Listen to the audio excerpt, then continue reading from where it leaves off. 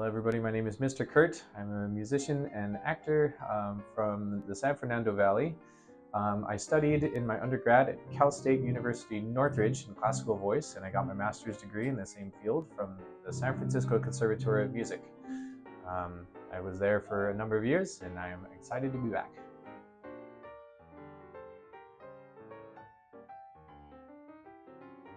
Currently, I teach piano and voice and guitar. I studied classical voice as my main focus in school. I guess that totals to about 7 years of study. Piano, I've been playing piano since I was, anybody who graduates with a music degree plays piano. You know, it's part of the curriculum. But I've been playing piano since I was a very young child.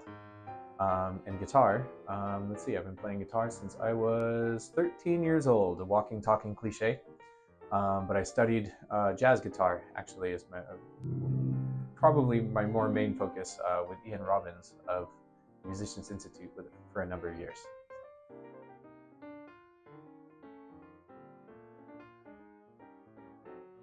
There are 3 reasons that I started singing. 1, I'm half Filipino, so there was singing in my house all the time. Lots of karaoke. 2, I played piano when I was really young because my dad plays and he taught me. And I was also in piano lessons, so I already had like a really strong sense of musicality. So singing kind of just naturally comes from there. And then when I was in high school, 3rd reason, I joined choir in my senior year of high school. And it was magical, and I just kept singing, and I thought I want to sing for the rest of my life. So when it came time to choose a major in college, I was like, I want to sing, and they were like, sounds good.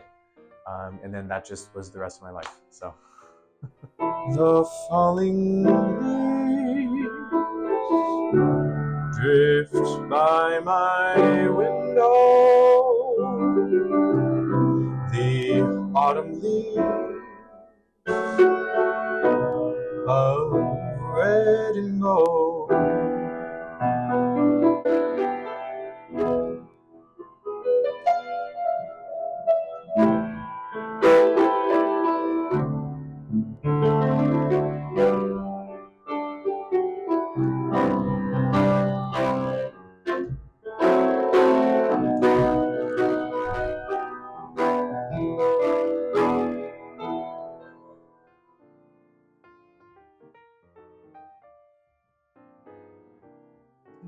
The study of music and the acquisition of really any skill, but specifically music, it's an exercise in delayed gratification because you're not going to see results like from the get-go.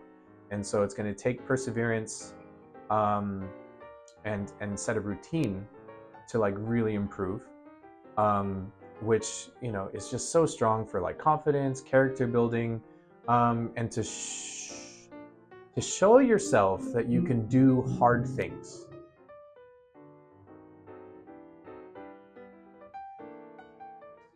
You